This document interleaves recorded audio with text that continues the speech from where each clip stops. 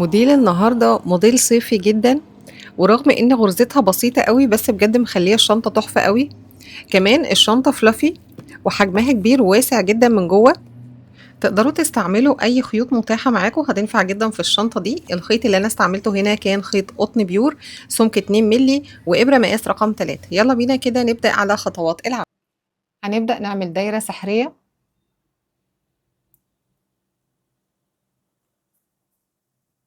وهنرتفع غرزتين سلسلة. هنلف الخيط على الإبرة وهنشتغل غرزة عمود.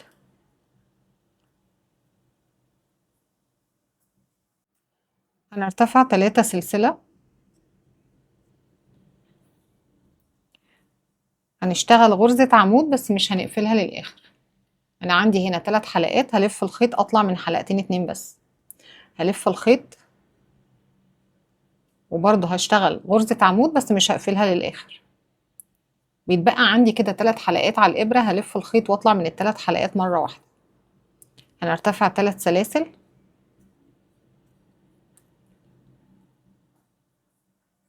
برضه هنشتغل غرزة عمود بس مش هنقفلها للآخر. هلف الخيط على الإبرة واشتغل كمان مرة.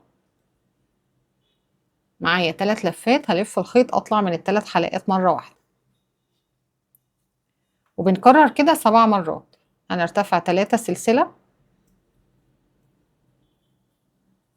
هنلف الخيط على الإبرة وهنشتغل غرزة عمود بس مش بنقفلها للآخر. هنلف الخيط على الإبرة وبرضه نشتغل غرزة عمود ما نقفلهاش للآخر، بنطلع من حلقتين 2 بس. بيتبقى معايا 3 لفات هلف الخيط أطلع من ال3 حلقات مرة واحدة. هنرتفع 3 سلسلة.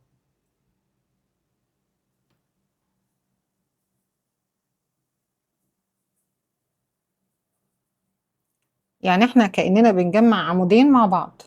نلف الخيط ونطلع من ال3 حلقات مرة واحدة. يبقى بنكرر كده 7 مرات. نرتفع 3 سلسلة.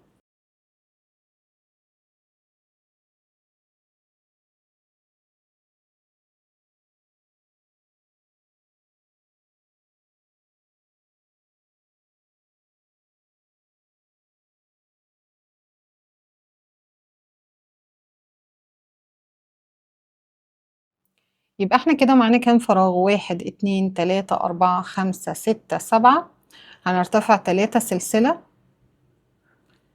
وهنيجي في الفراغ هنا ندخل كده في الفراغ ونقفل بغرزة منزلقة ونرتفع سلسلتين. هنبدأ نشد الطرف القصير ده علشان نقفل الدايرة بتاعتنا بالشكل ده. وفي نفس الفراغ هنشتغل كمان عمود. هنرتفع سلسلتين وفي نفس الفراغ هنشتغل عمود بس مش هنقفله للآخر. هنلف الخيط ونشتغل كمان عمود برضو مش بنقفله للآخر. يتبقى معايا 3 لفات هلف الخيط واطلع من ال3 حلقات مرة واحدة. هرتفع سلسلتين. احنا كان عندنا هنا 3 سلاسل، هاجي كده في أول سلسلة وهشتغل 3 غرز عمود.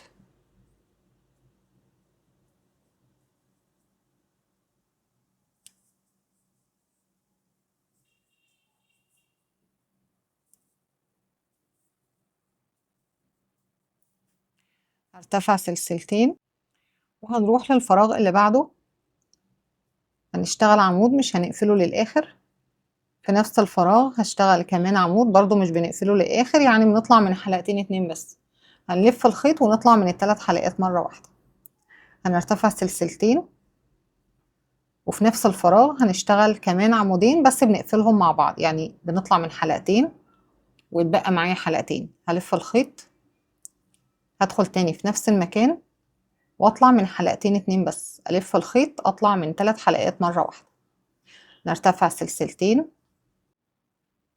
احنا كان عندنا هنا 3 سلاسل مش كده؟ هنلف الخيط ونيجي كده في السلسلة الأولى ونشتغل 3 عمود.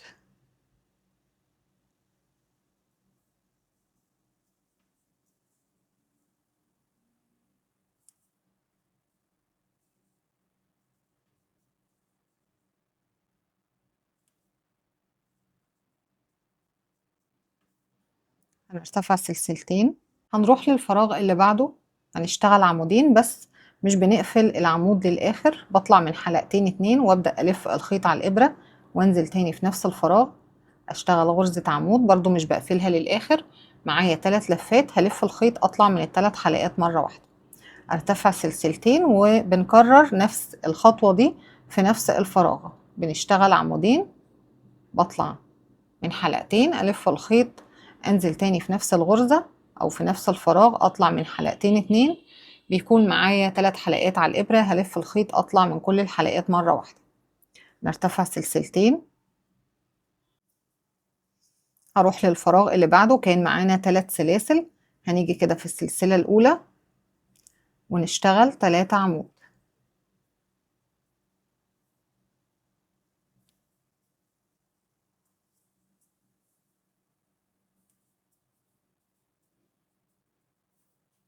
هنرتفع سلسلتين، بنروح للفراغ اللي بعده، يعني زي ما يكون بنشتغل غرزة كلاستر بس مكونة من عمودين، احنا بنجمع العمودين مع بعض، نلف الخيط ونطلع من الحلقات مرة واحدة، نرتفع سلسلتين في نفس الفراغ، بنكرر كمان مرة،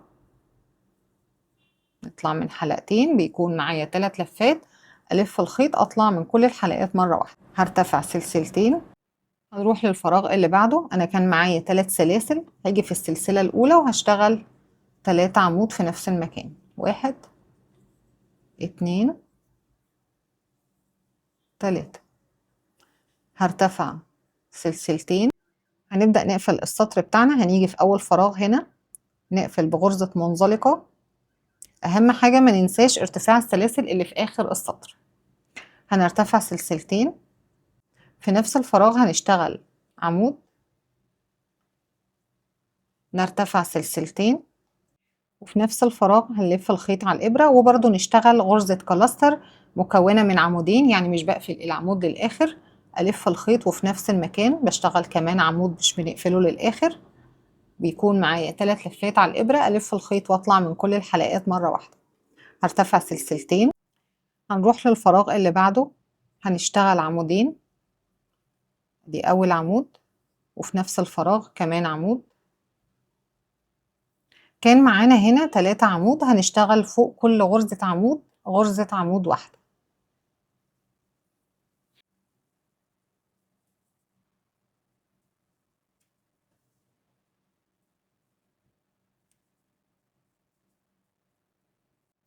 هنيجي في الفراغ هنا نشتغل غرزتين عمود، ادي اول عمود وادي تاني عمود في نفس الفراغ بالشكل ده. هنرتفع سلسلتين وهنروح للفراغ اللي بعده، هنشتغل غرزة كلاستر عبارة عن عمودين بنجمعهم مع بعض، ادي اول واحد وادي تاني واحد، معايا كده 3 لفات، هلف الخيط واطلع من كل الحلقات مرة واحدة، هنرتفع سلسلتين وفي نفس الفراغ بنكرر كمان مرة، عمود مش بنقفله للآخر، التاني يكون معايا 3 لفات، هلف الخيط واطلع من كل الحلقات مرة واحدة، هرتفع سلسلتين وهاجي في الفراغ هنا هشتغل عمودين،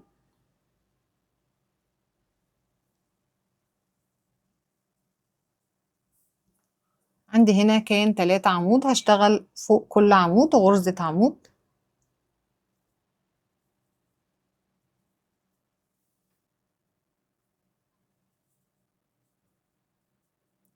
هنيجي في الفراغ اللي بعده هنشتغل غرزتين عمود،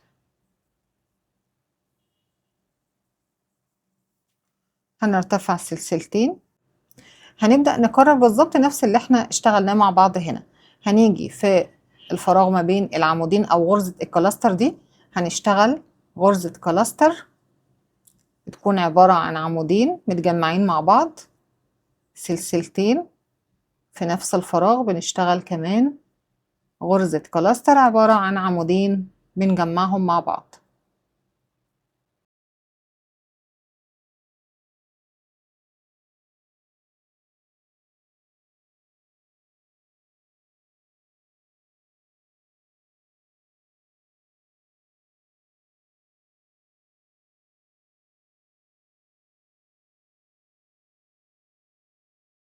كده خلاص وصلنا لاخر السطر. هنا ما ننساش اهم حاجة نرتفع سلسلتين، ونبدأ نيجي في الفراغ هنا ندخل ونقفل بغرزة منزلقة، نرتفع سلسلتين، في نفس الفراغ بنشتغل عمود، نرتفع سلسلتين، في نفس الفراغ هنشتغل عمود بس مش بنقفله للآخر، بنلف الخيط وفي نفس الغرزة بنشتغل كمان عمود مش بنقفله للآخر. كده معانا 3 لفات هنلف الخيط ونطلع من ال3 حلقات مرة واحدة. احنا عندنا هنا كام عمود؟ 1 2 3 4 5 6 7. هنا معانا 7 عمود، في فراغ قبل ال7 عمود وفراغ بعد ال7 عمود. خدوا بالكم علشان ده هيكون التكرار بتاعنا في السطور الجاية. هنرتفع هنا سلسلتين، اهم حاجة بس ما ننساش كمان ارتفاع السلاسل. هنيجي في الفراغ الاول ده ونشتغل غرزتين عمود،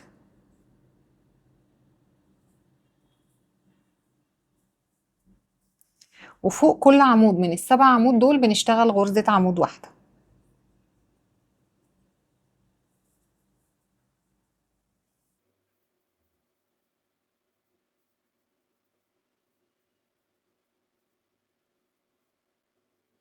كده خلصنا 7 عمود، هنيجي في الفراغ اللي بعدها ونشتغل برضو غرزتين عمود بلفة بالشكل ده. هنرتفع سلسلتين، برضو اهم حاجة ما ننساش ارتفاع السلاسل.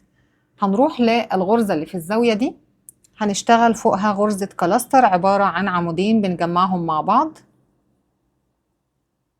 معايا 3 لفات، هنلف الخيط نطلع من ال3 حلقات مرة واحدة، نرتفع سلسلتين، وفي نفس الفراغ بنشتغل كمان غرزة كلاستر عبارة عن عمودين بنجمعهم مع بعض، نرتفع سلسلتين.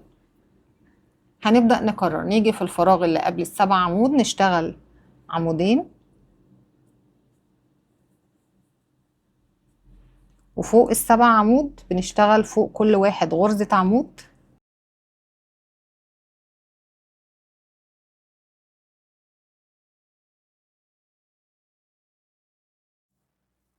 هنيجي في الفراغ اللي بعد ال7 عمود هنشتغل عمودين، نرتفع سلسلتين، فوق الزاوية بنشتغل غرزة كلاستر عبارة عن عمودين بنقفلهم مع بعض، سلسلتين، في نفس الفراغ كمان غرزة كلاستر مكونة من عمودين، نرتفع سلسلتين. هنبدأ نكرر زي بالظبط ما اشتغلنا مع بعض نص المربع. هنا في الفراغ بنشتغل عمودين، فوق كل عمود بنشتغل غرزة عمود، وفي الفراغ بنشتغل عمودين. أهم حاجة قبل ما نشتغل غرزة الزاوية ما ننساش نرتفع سلسلتين ونبدأ نشتغل الغرزة اللي في الزاوية، ونبدأ نكرر كده لحد ما نوصل لآخر السطر. كده خلاص وصلنا لآخر السطر. أهم حاجة قبل ما نقفل السطر بتاعنا ما ننساش ارتفاع السلسلتين. هنبدأ نيجي في الفراغ هنا ونقفل بغرزة منزلقة، نرتفع سلسلتين. احنا كده في السطر رقم 4. احنا هنكمل بنفس الطريقة لحد ما نوصل للسطر التاسع. هنيجي في الزاوية هنا اللي بنشتغل فيها غرزة كلاستر، ارتفعنا سلسلتين، في نفس الفراغ بنشتغل كمان عمود، نرتفع سلسلتين، ونكمل غرزة الكلاستر بتاعتنا عمودين بس مش بنقفلهم للآخر.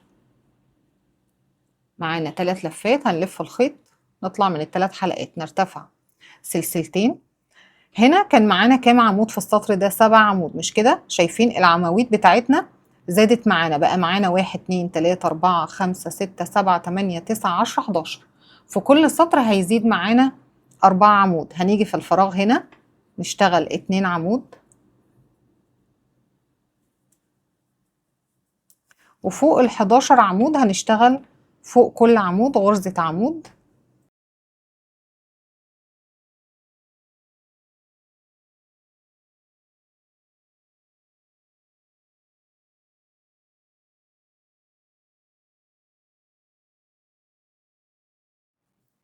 هنيجي في الفراغ هنا نشتغل عمودين،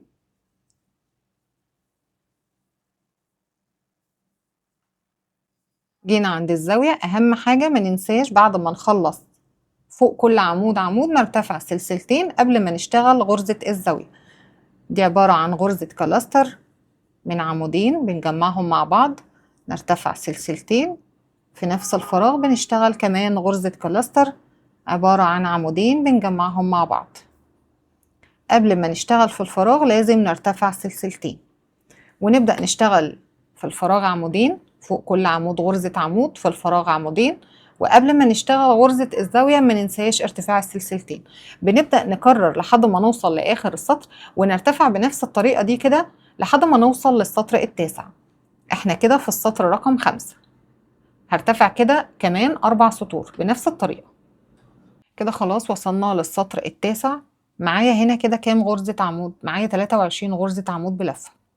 هنيجي كده نعد 1 2 3 4 5 6 7 8 9 10 11، وفي الغرزة رقم 12 أو العمود رقم 12 هنحط الماركر.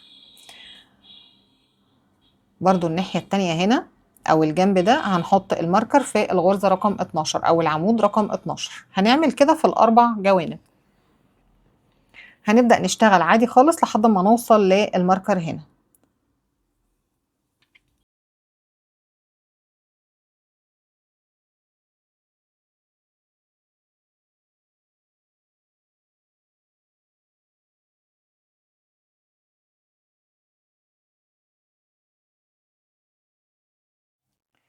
كده خلاص وصلت للغرزة اللي قبل الماركر. هلف الخيط كده على الإبرة، هدخل تحتها. أنا كده في الغرزة اللي قبل الماركر. هلف الخيط واطلع، هلف الخيط أطلع من حلقتين 2، هلف الخيط هتخطى الغرزة اللي فيها الماركر دي، وهروح للغرزة اللي بعدها. هطلع من حلقتين 2، هيبقى معايا 3 لفات على الإبرة. هلف الخيط أطلع من ال3 حلقات مرة واحدة،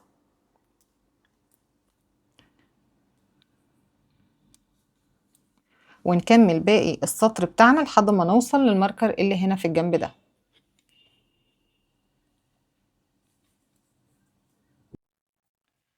كده وصلنا للغرزة اللي قبل الماركر. هلف الخيط كده على الإبرة، هدخل في الغرزة اللي قبل الماركر دي،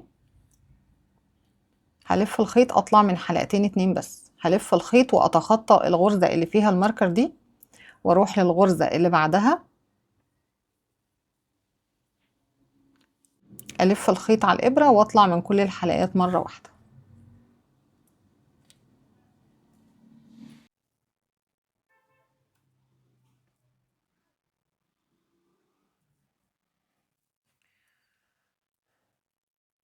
نبدأ نشتغل فوق كل عمود غرزة عمود،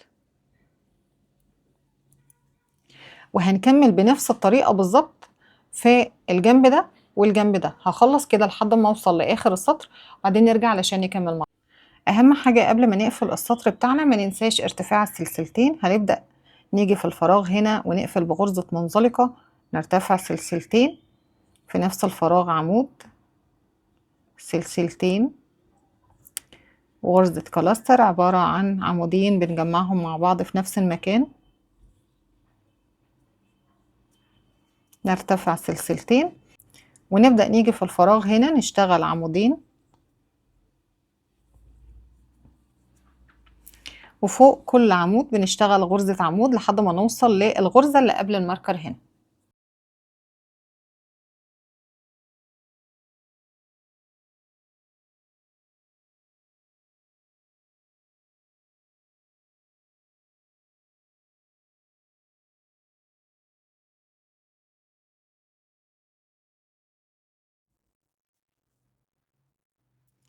كده وصلنا للغرزة اللي قبل الماركر والغرزة اللي فيها الماركر والغرزة اللي بعد الماركر. نلف الخيط على الإبرة ونيجي في الغرزة اللي قبل الماركر نشتغل عمود بس مش بنقفله للآخر. نلف الخيط على الإبرة وبنتخطى الغرزة اللي فيها الماركر ونروح للغرزة اللي بعدها برضو عمود مش بنقفله للآخر. معايا 3 لفات، هلف الخيط واطلع من ال3 حلقات مرة واحدة،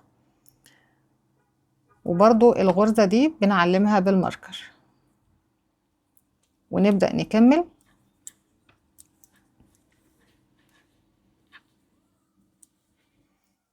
فوق كل عمود غرزة عمود واحدة لحد ما نوصل للماركر اللي في الجنب التاني هنا. كده وصلنا للغرزة اللي قبل الماركر. هنبدأ برضو نشتغلها تناقص مع العمود اللي بعد الماركر. بنتخطى خالص الغرزة اللي فيها الماركر دي ونروح للغرزة اللي بعدها، نلف الخيط ونطلع من ال3 حلقات مرة واحدة، وبرضو نشيل الماركر نحطه في الغرزة دي، ونبدأ نكمل فوق كل عمود غرزة عمود، وفوق الزاوية بنشتغل زاوية، وبرضو في الجنب ده بنبدأ نتناقص بنفس الطريقة، والجنب ده لحد ما نوصل لآخر السطر. هخلص كده وبعدين نرجع علشان نكمل مع بعض. كده خلاص احنا في السطر التاسع. هنبدأ دلوقتي ننهي السطر بتاعنا، ونبدأ نكرر نرتفع سلسلتين، وفي نفس الفراغ بنشتغل غرزة عمود، نرتفع سلسلتين، وفي نفس الفراغ بنشتغل غرزة كلاستر،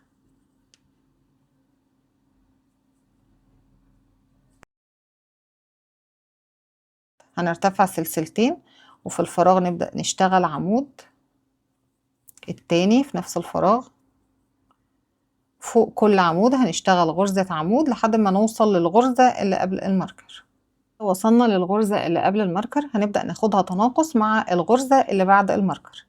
هنلف الخيط كده على الإبرة وبنتخطى خالص الغرزة اللي فيها الماركر ونروح للغرزة اللي بعدها. نلف الخيط نطلع من الحلقتين، معايا 3 لفات. هلف الخيط أطلع من ال3 حلقات مرة واحدة، وبرضو الغرزة دي نعلمها بالماركر علشان نسهل على نفسنا بدل ما نقعد نعد الغرز. نبدأ نكمل فوق كل غرزة عمود غرزة عمود واحدة،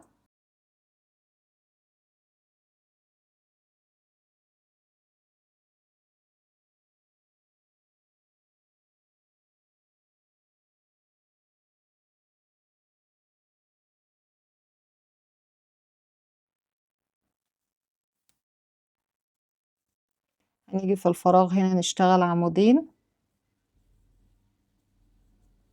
نرتفع سلسلتين قبل ما نشتغل الزاوية. نشتغل في الزاوية هنا غرزة كلاستر، عمودين بنجمعهم مع بعض، سلسلتين، عمودين بنجمعهم مع بعض في نفس المكان. نرتفع سلسلتين، نيجي في الفراغ هنا نشتغل غرزتين عمود،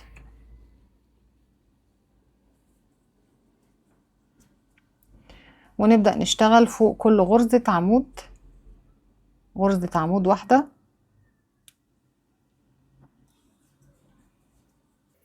احنا كده في السطر رقم 10.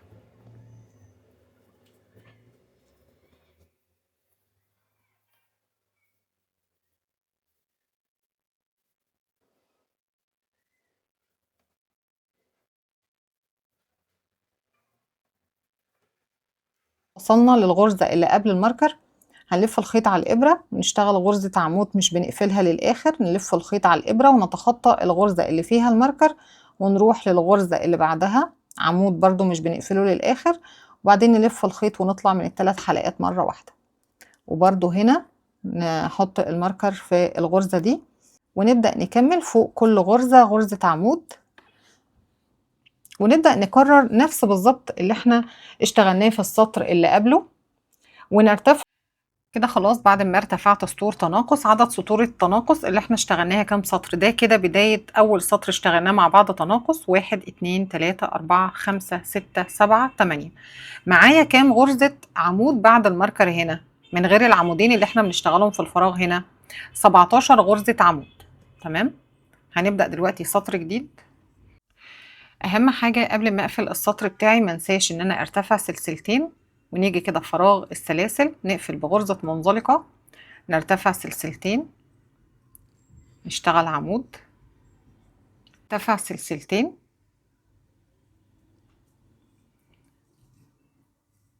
نبدأ نشتغل زي ما كنا بنشتغل في السطور اللي فاتت بالظبط. نرتفع اهم حاجة سلسلتين، ونيجي في الفراغ هنا نشتغل عمودين،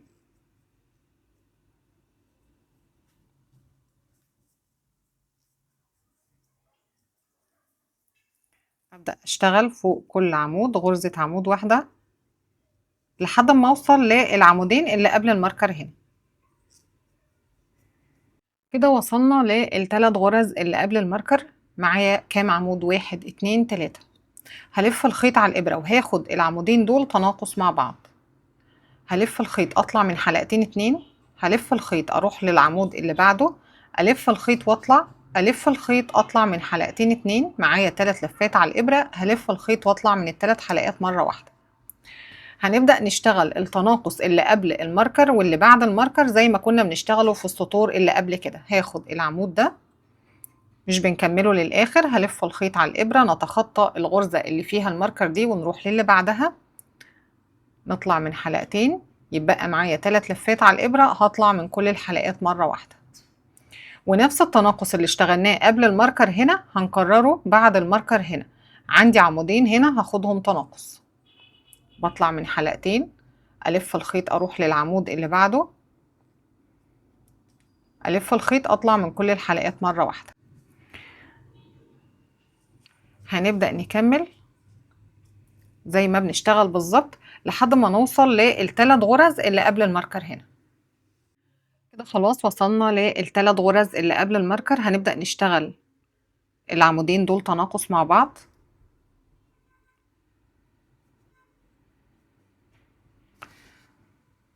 وببدأ أشتغل التناقص اللي قبل الماركر واللي بعد الماركر مع بعضه، وبتخطى خالص الغرزة اللي فيها الماركر زي ما كنا بنشتغل بالظبط التناقص في السطور اللي قبل كده.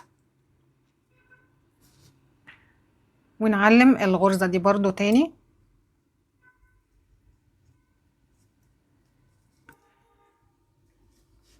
هنبدأ نشتغل تناقص في العمودين اللي بعد التناقص اللي احنا اشتغلناه ده، نلف الخيط ونطلع من كل الحلقات مرة واحدة. هبدأ دلوقتي أكرر فوق كل عمود غرزة عمود لحد برضو ما بوصل للتناقص اللي هنا في الماركر هنا. كده خلاص وصلنا لل3 عمود اللي قبل الماركر. أنا شغلي هنا عند الماركر 3 قبل الماركر و3 بعد الماركر. باخد عمودين هنا مع بعض، أبدأ أخدهم كده مع بعض تناقص، والعمود التالت ده باخده مع العمود اللي بعد الماركر. هطلع من حلقتين، ألف الخيط واروح للعمود اللي بعد الماركر. أنا بتخطى برضو الغرزة دي خالص بالشكل ده، هلف الخيط واطلع من كل الحلقات مرة واحدة. لسه عندي العمودين دول هاخدهم تناقص مع بعض. يبقى هي دي طريقة الشغل بتاعنا كل السطور اللي احنا هنرتفعها بعد كده. تمام، دي طريقة التناقص اللي هنشتغلها في كل السطور الجاية. باقي السطر بنكمله عادي خالص لحد ما نوصل لغرزة التناقص ال3 عمود اللي قبلها وال3 عمود اللي بعدها، وبرضو بنشتغل بنفس الطريقة. هرتفع كده عدد من السطور. اهم حاجة السطر اللي احنا بدأنا فيه التناقص بالطريقة دي، ده كده كان اخر سطر بنتناقص في العمود اللي قبل الماركر واللي بعد الماركر. من بعده كده هنبدأ نعد بطريقة التناقص اللي احنا بنشتغلها مع بعض دلوقتي، 3 عمود اللي قبل الماركر وال3 عمود اللي بعد الماركر، علشان يسهل علينا برضو ازاي نقدر نعد او نوصل لعدد السطور اللي احنا ارتفعناه. هخلص كده وبعدين نرجع عشان نكمل مع بعض. كده خلاص بعد ما وصلت للارتفاع المطلوب، انا هنا ارتفعت 9 سطور بطريقة التناقص اللي احنا كنا بنشتغلها، اللي هي 3 غرز قبل الماركر و3 غرز بعد الماركر، وكنا بنتخطى الغرزة اللي فيها الماركر. هناخد كده مقاس الارتفاع عندي هنا كده 36 سنتي، وعرض الشنطة من هنا لهنا كده 42 سنتي. الجزء اللي تحت ده عندي هنا 27 سنتي.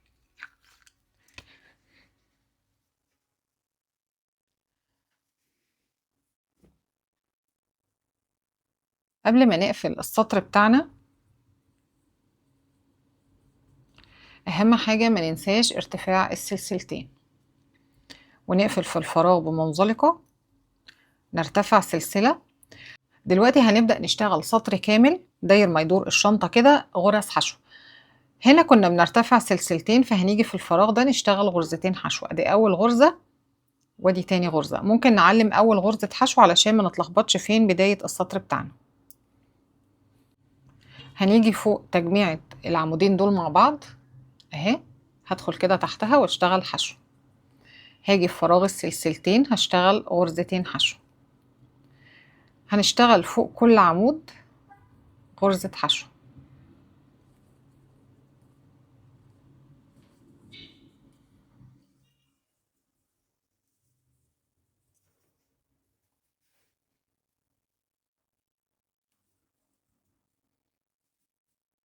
يبقى احنا هنكمل فوق كل الغرز غرزة حشو واحدة ما عدا فراغ السلسلتين، هنشتغل غرزتين حشو، وفوق غرزة الكلاستر دي بنشتغل في الغرزة دي غرزة حشو، وفراغ السلسلتين غرزتين حشو، وفوق غرزة الكلاستر برضو بنشتغل غرزة حشو، وفراغ السلسلتين بنشتغل غرزة حشو.